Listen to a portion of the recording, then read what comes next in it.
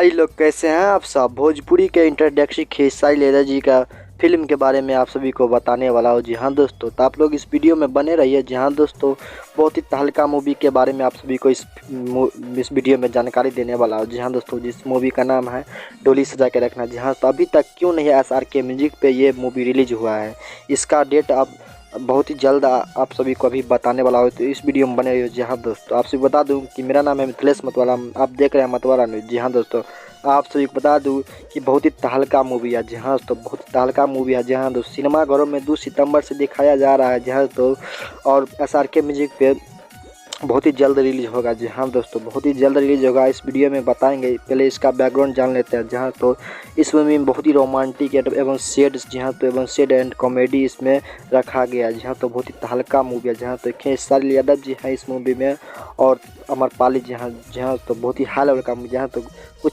कुछ ही दिनों में मूवी रिलीज कर दिया जाएगा SRK म्यूजिक।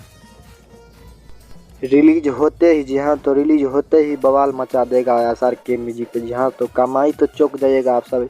अभी ही 50 लाख प्लस ही कमाई इस मूवी का हो चुका है। जी हाँ तो और SRK म्यूजिक पे रिलीज होगा तो ना जाने कितना कमाई होगा। जी हाँ, तो अगर आप हमारे चैनल पर नए हैं तो प्लीज़ चैनल को सब्सक्राइब कर दें, ताकि जब भी मैं न्यू अपडेट लेकर आऊँ तो सबसे पहले आप तक पहुँच सके। तो